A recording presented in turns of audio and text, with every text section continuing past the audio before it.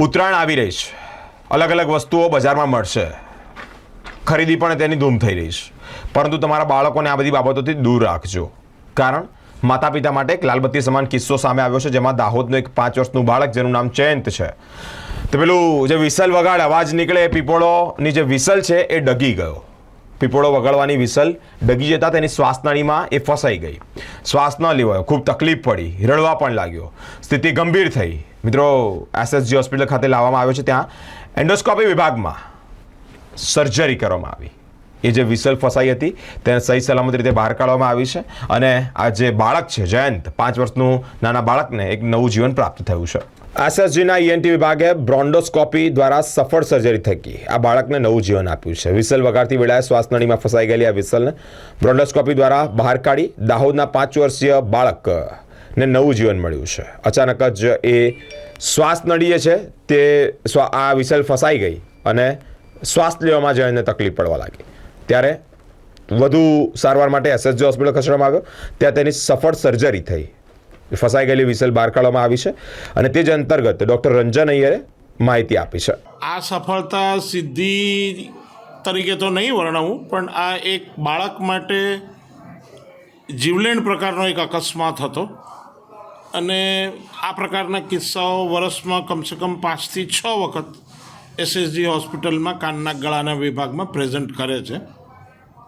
Foreign body બ્રોન્કસ જેને કહીએ, શ્વાસનળીમાં કે શ્વાસનળીના આગળ વધતા જતાં જે ફાટા હોય એની અંદર કોક જાતનું ફોરેન બોડી જતું રહે અને એ એક ઇમરજન્સી સિચ્યુએશન છે, જેના માટે બાળકને તાબડતોબ આ બાળક છેક દેવગઢ બારિયાના નાના ગામમાંથી એસએસજી હોસ્પિટલ સુધી એને એમ્બ્યુલન્સમાં લઈ આવવામાં આવેલ.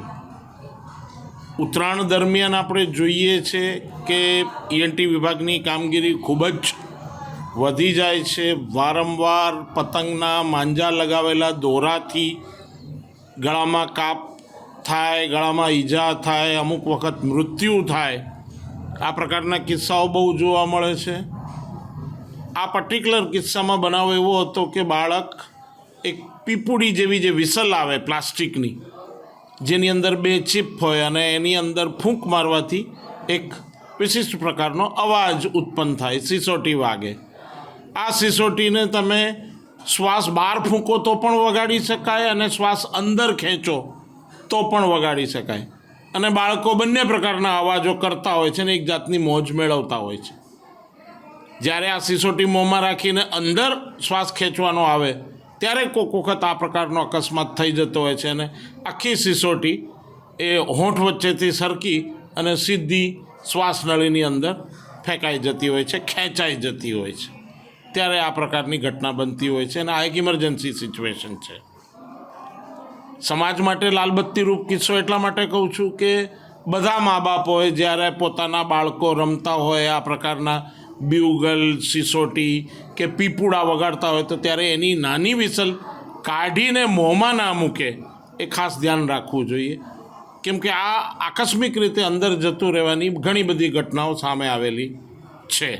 થોડા સમય પહેલાં આ પ્રકારનો એક કિસ્સો અમદાવાદ સિવિલ હોસ્પિટલમાં પણ પ્રેઝન્ટ થયેલો. મારી કારકિર્દી દરમિયાન કમસે કમ 7 કે 8 આ પ્રકારના કિસ્સાઓ મેં જોયા છે અને એક વિશિષ્ટ કિસ્સામાં તો બાળકના શ્વાસોશ્વાસ સાથે આ વિસલનો અવાજ ઇન અને આઉટ સંભળાતો હતો, એવું પણ અમારા આર્કાઇવ્સમાં છે. શું માનો છો સાહેબ, જે પ્રકારે ઉત્તરાયણનો આ પ્રકારની વિશાલ પીપુડ વગાડતો હોય ત્યારે એકવાર ગળી પણ જાઓ, જોખમી સાબિત થઈ જાય, મોત પણ થઈ શકે? શ્વાસનળીમાં જાય તો આ એક જોખમી વસ્તુ બની શકે છે. કદાચ પીપુડી ગળી જાય તો એને બહુ હું જોખમી ના કહી શકું, પણ એ પીપુડી પણ ફોરેન બોડી ગણીને એને અન્નળીમાંથી અમારે એન્ડોસ્કોપી મારફતે બહાર કાઢવી પડતી હોય છે.